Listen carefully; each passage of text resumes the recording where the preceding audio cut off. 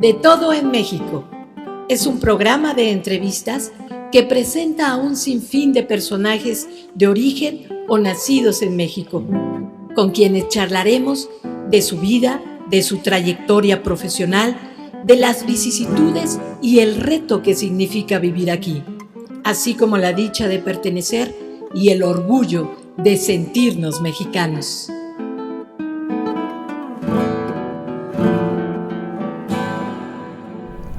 Matías Carvajal García, nacido en la Ciudad de México, se define a sí mismo como un músico y compositor autodidacta, independiente y multifacético, que se considera intruso en todas partes.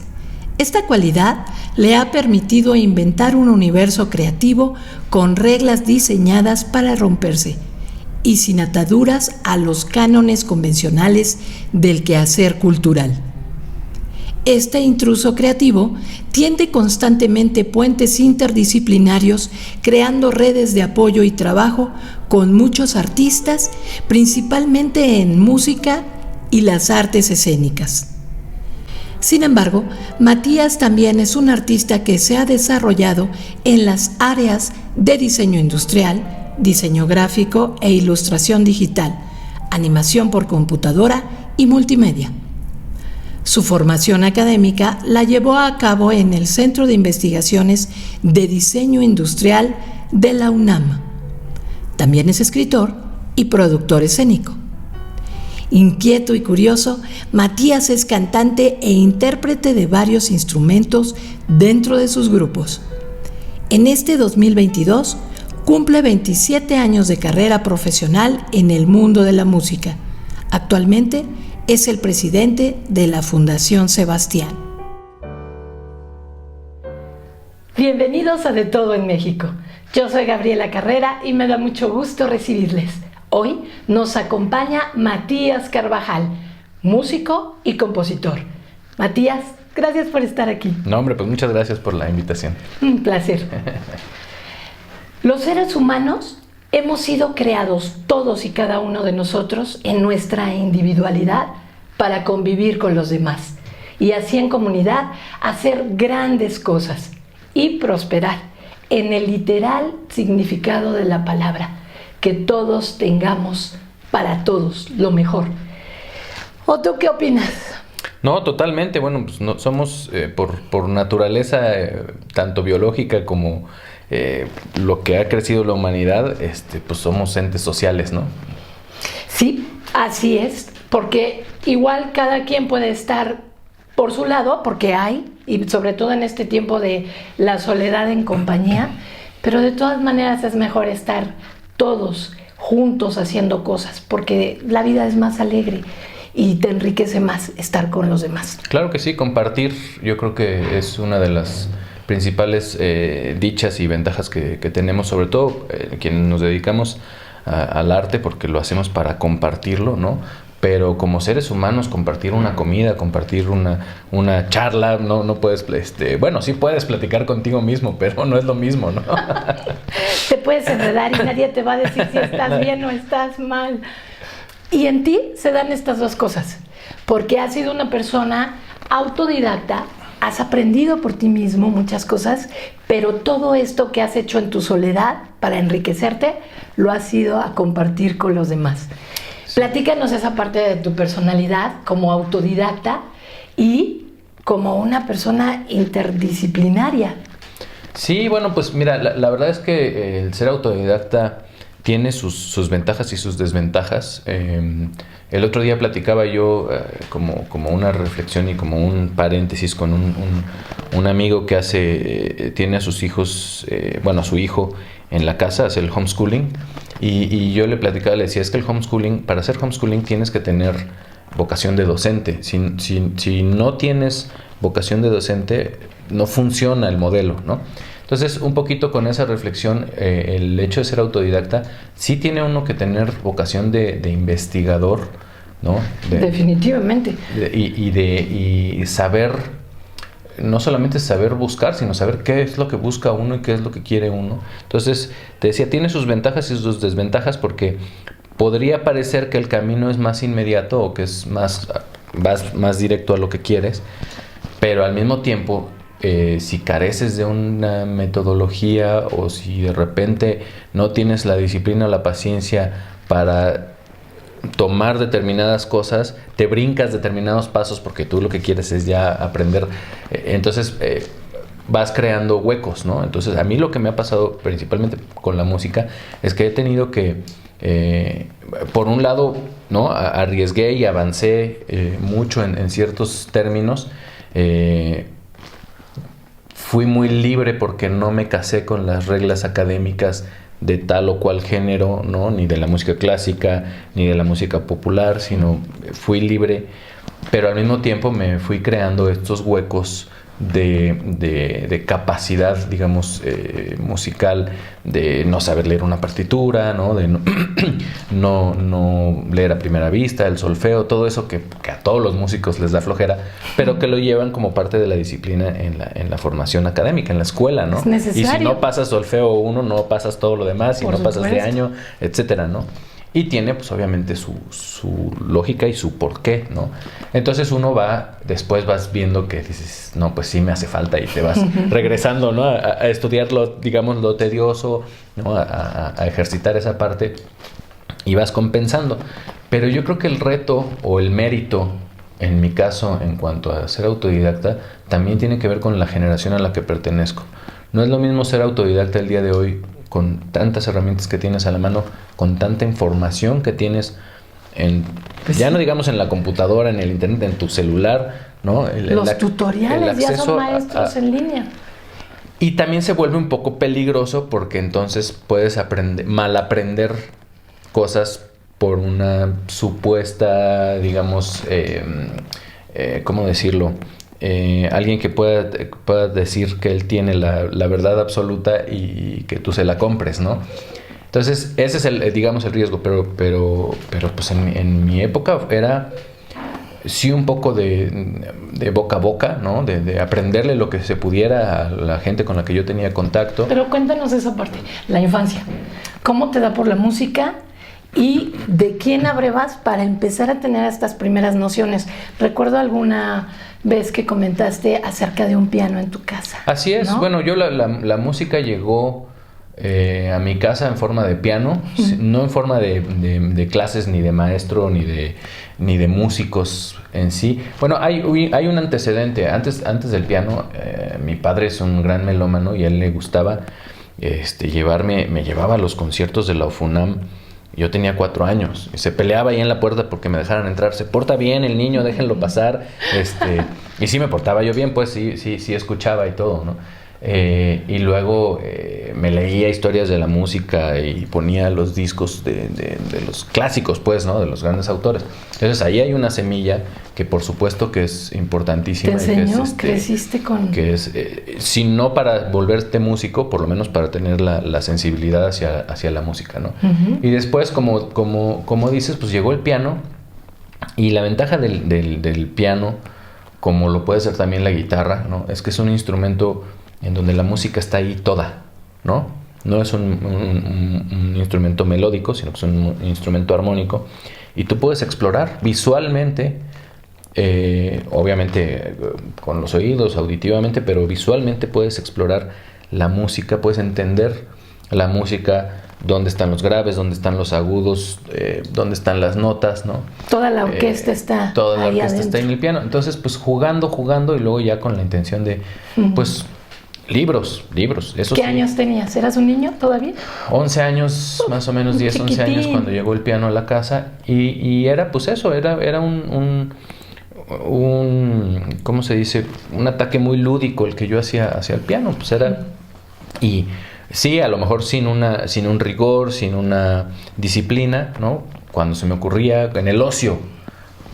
Y después, muchos años después, yo entendí y aprendí que el ocio es muy importante para los artistas, para los creadores. Sin ocio, sin dosis de ocio, no la holgazán, exacto. Ajá, sí. Sí, no ser holgazán, sino estar de repente en el ocio, en el aparentemente no estar nada, te permite conectar, y es cuando dicen que baja la musa, ¿no? O conectas una idea con otra, o elaboras ideas nuevas, ¿no? El descanso es importantísimo para todos. Exacto. Porque te vas, o sea, las obligaciones, la responsabilidad es inevitable y además se disfruta, pero se disfruta cuando se contrasta con este tiempo de descanso que te permite viajar, volar y regresar. Exacto, pues encontrar el balance, el equilibrio, ¿no? De ambas cosas.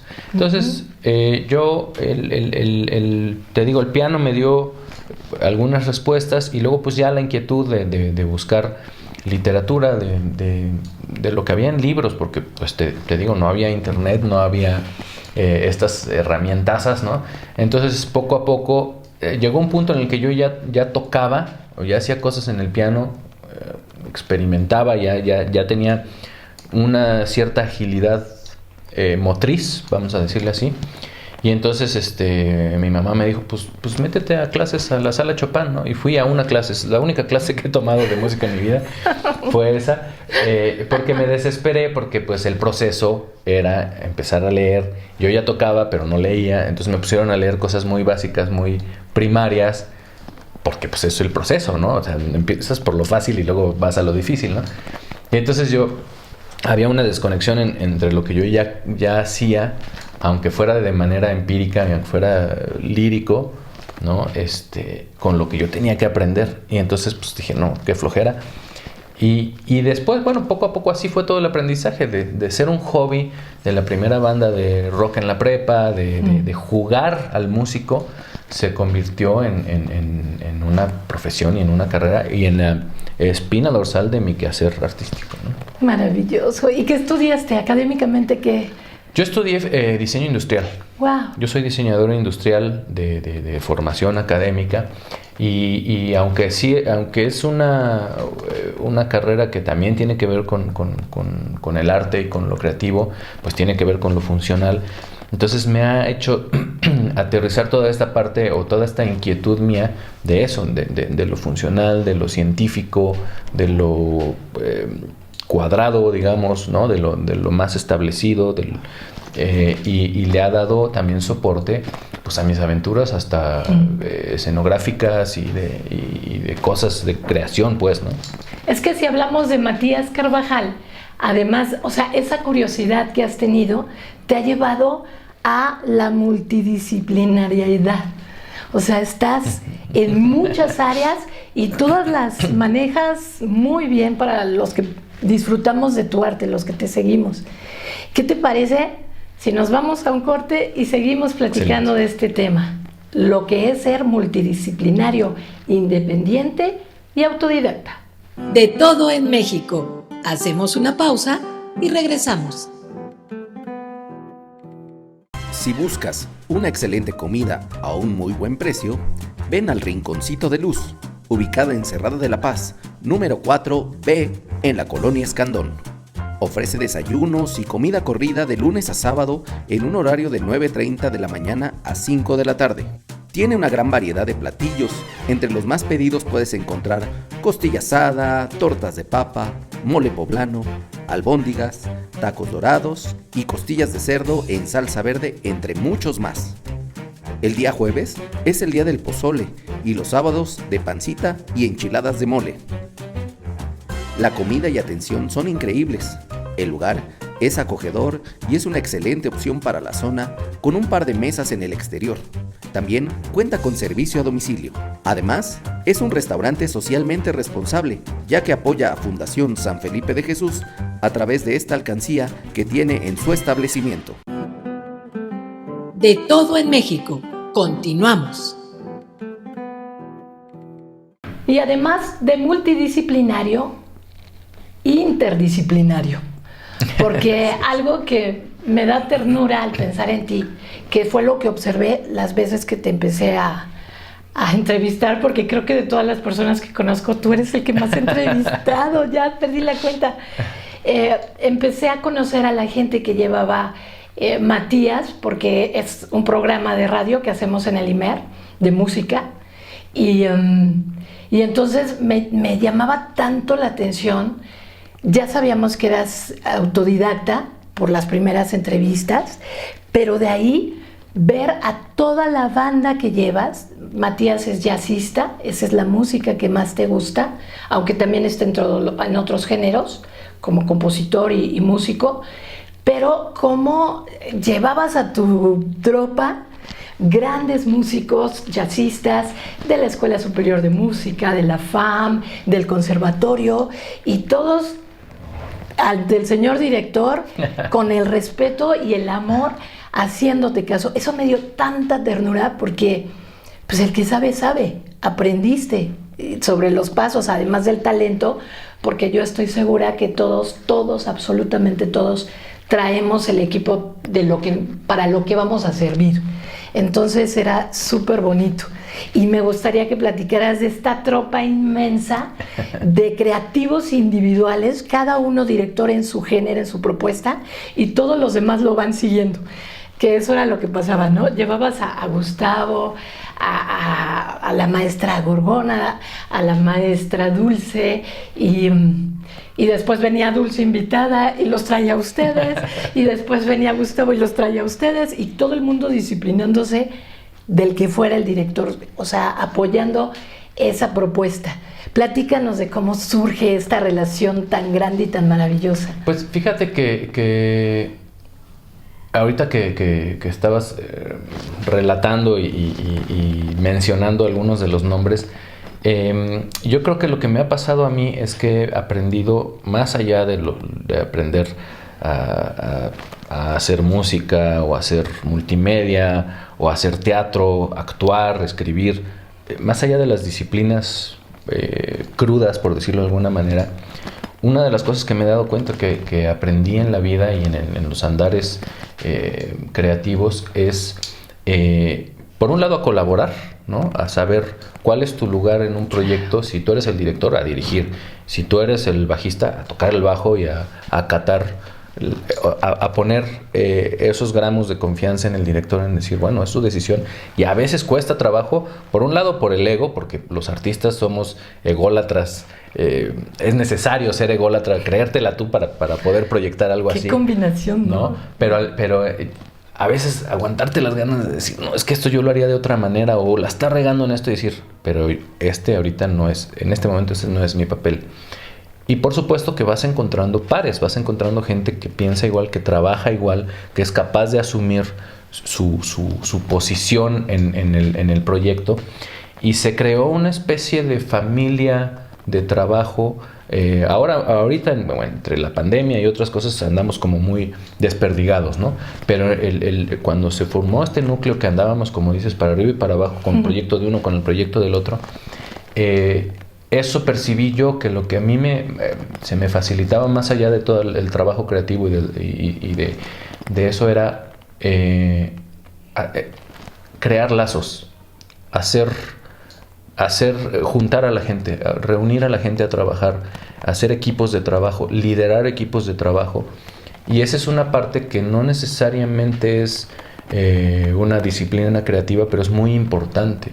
Incluso más allá de dirigir un proyecto personal, porque dirigir es una cosa, y crear un equipo de trabajo y hacer los lazos e integrar a la gente. Y que dure. Y que perdure, y saber reconocer o saber leer para qué es bueno cada quien, y no pedirles más que eso, o sea, o reforzar para que brillen. Yo en mi ensamble de jazz, que es el ejemplo más claro que tengo en ese sentido, y ha sucedido en otras cosas, en las cosas que hemos hecho de teatro, etcétera, pero en el ensamble de jazz yo llegué a tener músicos muy experimentados, excelentes lectores a primera vista, y yo sabía que a ellos yo podía sentarme a componer, a escribir lo que quería que tocaran, ponerles el papel, y que eso iba a sonar como yo quería que sonara, como estaba en el papel, excelente. Pero también tenía músicos que no me leían una nota, pero que tocaban, que improvisaban de manera maravillosa. Entonces yo sabía que si yo le ponía un papel a ese músico, pues le iba a estorbar más que hacerlo brillar. En cambio, si yo le abría el espacio musicalmente para que interpretara y le daba los parámetros de decirle, mira, aquí vas tú, vas a interpretar esto. Sí, haz la chamba de hacer la parte que tienes que tocar, que es leída, pero se la ponía más sencilla en cuestión de lectura, o lo ponía a estudiar en su casa, ¿no? A eso te lo tienes que aprender, ahí te lo aprendes, ¿no? Pero abrir esos espacios para que brillaran todos y para que todos, desde su lugar en el grupo, resultaran imprescindibles y resultaran brillantes, pues, ¿no? Y eso también aprendí. Bueno, la música es el arte colaborativo por excelencia, ¿no? Pero aprendí a llevarme eso a otras disciplinas, y alguna vez me chocó mucho en trabajando con algunos músicos que decían que en el escenario no hay amigos, ¿no? O sea, que ahí cada quien toca y no sé qué. Y yo, eso es totalmente lo opuesto a lo que yo considero. Que yo considero que estando ya arriba del escenario, 4 o 5 músicos, somos todos uno por sacar adelante la música, no al músico, la música. Y que si un músico por ahí tiene un error, un detalle y todo, pues todos vamos a trabajar en función de cubrir eso y de que no se note y de que suene mejor, y de apoyarlo a que se encuentre su camino de nuevo en el discurso del momento, ¿no? Y fuera del escenario, pues también. Yo ya no, hace muchos años que ya no trabajo con gente con la que no hay una simpatía, y no por ser payaso ni especial, decir, ay, no me cae bien, no voy a trabajar con él. Hay gente incluso que no congenio mucho, pero digo, si tiene el talento y tiene esta noción de compromiso, de trabajo, de humildad al momento de estar trabajando, pues venga y que trabaje, ¿no? Y a final de cuentas, pues eso me ha dado este gran aprendizaje humano. Y retomando un poquito la idea de la multidisciplina, yo he aprendido las cosas que me llaman la atención porque me gusta eso, me gusta saber cómo están hechas las cosas. Yo de niño mis juguetes eran radios que desarmaba siempre cosas, ¿no? Luego las volví a armar y a veces me sobraban piezas, ¿no? Pero, el aprender cómo están hechas las cosas. Claro.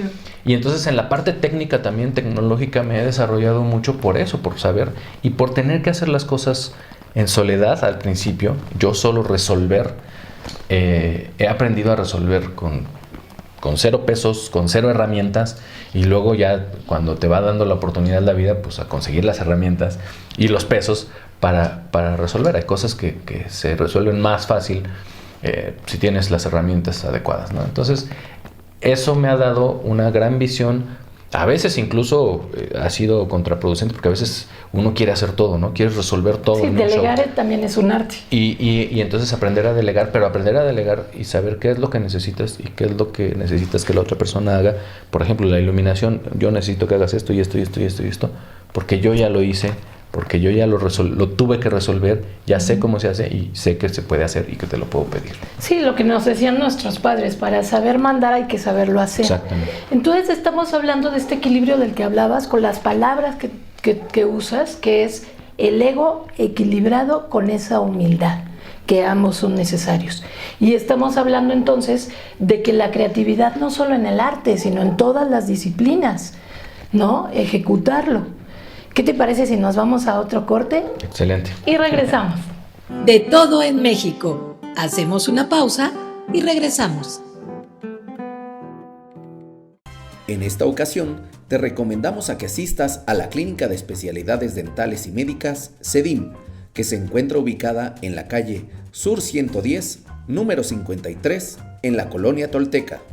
Aquí encontrarás diversas especialidades como odontopediatría, ortodoncia, odontología estética, endodoncia, cirugía maxilofacial o implantes dentales. CEDIM es una clínica dental privada con especialistas, materiales y equipo de última tecnología que brinda la mejor atención. Cuentan con instalaciones adecuadas para cada tratamiento, atención de urgencias y garantía en todos los trabajos. Para brindarte más información, comunícate al teléfono 5534 660235.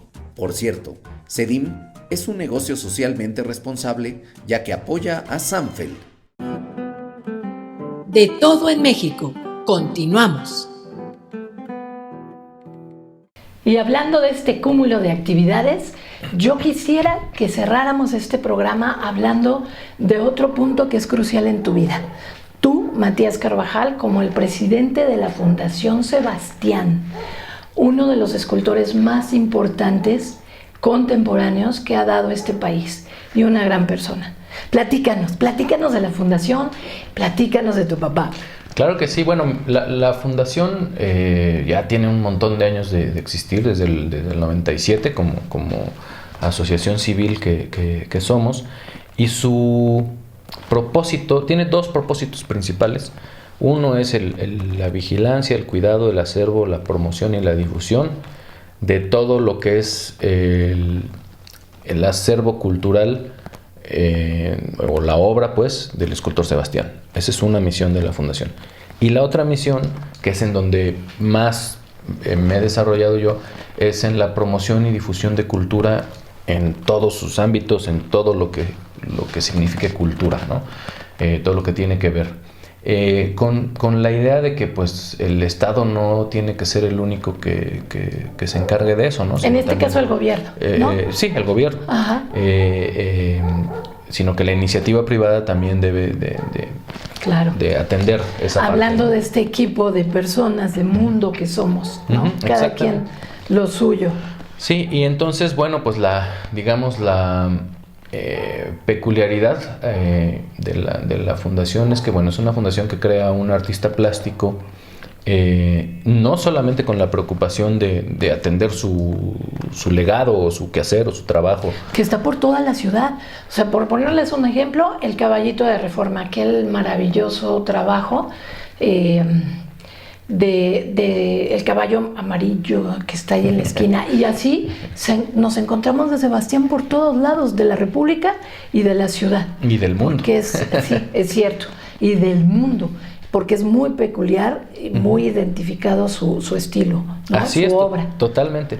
Pero te digo, más allá de esa preocupación de su carrera y de hacer su obra, él tuvo la visión y la preocupación de también y este entendimiento de que en la medida en la que se beneficie el medio artístico, pues también se beneficia él mismo, y esta parte generosa de abrir un espacio para la difusión, para presentar la fundación como tal, como espacio físico, más allá de las gestiones a las que de repente nos dedicamos de intercambios culturales, de residencias, de la fundación como espacio físico es un gran espacio para presentar exposiciones de todo tipo, de pintura, fotografía, artes visuales de todas, pues, ¿no?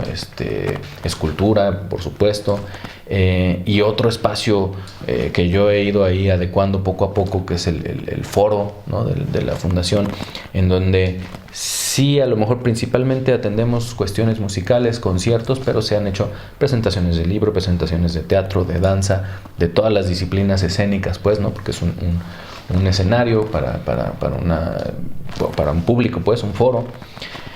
Y eso, bueno, eso es lo que ha hecho la fundación, y poco a poco hemos ido, digamos, colocándonos como un espacio cultural en la Ciudad de México, independiente totalmente, y mucho también hay que decirlo, con la ayuda y con la colaboración de los mismos artistas, de los mismos músicos, ¿no?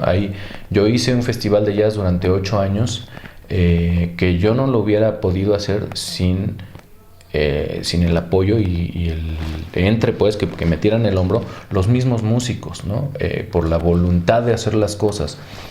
Cuando hay esa voluntad y esa visión de que también es importante, o también se gana exponiendo lo que haces, mostrando lo que haces, y si hay un espacio y tú tienes que mostrar, pues vas y lo muestras, más allá del negocio o no, y más allá de los pesos y centavos, Ojo, que no quiere decir que hay que regalar el trabajo y que no quiere decir que no hay que cobrar por tocar, al contrario, ¿no? A nosotros nos ha hecho mucho daño la competencia de las actividades gratuitas en ese sentido. Ya se acostumbró la gente a no pagarnos. Las actividades masivas gratuitas, los festivales de jazz, estos que son masivos y son gratuitos, perjudican mucho a los espacios de jazz en donde pues hay que recuperar, ¿no? Hay que cobrar. ¿Y de qué vivimos si no cobramos? Y es que el problema de los músicos principalmente es que es un trabajo efímero, ¿no? De los artistas plásticos no, porque hay un producto más tangible. De los músicos podríamos decir que el producto es una grabación o un disco, pero también ahora ese producto está en una zona muy gris, claro, en la que el último que percibe además es el artista, ¿no? Entonces, ¡qué crisis! El fuerte, digamos, que sería las presentaciones en vivo es a lo que hay que considerar y apoyar, ¿no? Pero bueno, eso es a grandes rasgos lo que hacemos en la fundación. Durante las cuarentenas y la pandemia, pues tuvimos a bien tuvimos la fortuna pues de poder hacer también algunas cosas de streaming, de videos en línea.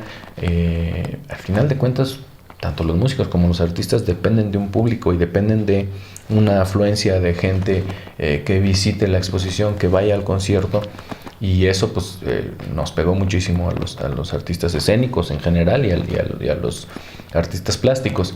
Si bien se produce en soledad, ¿no? Y en un encierro relativo, hay que salir a mostrar ese producto. Pues y es un escaparate. Ese es donde se cortó el escenario, es un escaparate. Entonces, ¿dónde está? La fundación está en Avenida Patriotismo número 304, que es ahí en la colonia San Pedro de los Pinos, entre la calle 7 y la calle 5. Ahí está físicamente nuestra sede, digamos, pero procuramos estar no solamente ahí, sino estar en todas partes. Y esta parte de que nos, digamos, esta opción que se nos abrió de crecer en redes sociales, de tener una presencia en lo que se hace en conciertos, en comunicación, digamos, pues ha beneficiado, no nos ha beneficiado directamente a nosotros, sino que ha beneficiado, por un lado, a quienes exponen su trabajo, a los músicos, a gente que ha presentado libros de manera virtual, a conversaciones, coloquios pues que se han hecho también, y al público, hay que decirlo, al público que tiene una opción de consumir cultura de calidad, ya sea en línea o en el sitio, pues eso en realidad es un beneficio poder contar con esa opción, ¿no? Es que esa es la definición de prosperar, insisto, no nada más estar bien tú, sino que en el momento que tú ya empiezas a generar un bien que se irradia, que es colectivo, entonces ya estamos hablando de prosperidad, porque la individualidad en sí misma sirve a tus adentros para crear, pero si tú no regalas eso, si tú no lo muestras, si no lo vives con los demás, entonces se convierte en estéril. Matías, este es tu público.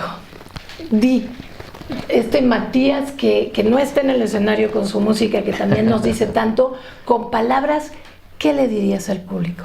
Bueno, yo creo que principalmente el mensaje es este llamado a la colaboración y a la unidad, no solamente en las empresas artísticas o en las empresas creativas o en hacer proyectos culturales, no, a la unidad y al compañerismo en todos los ámbitos sociales y del día a día y de la vida.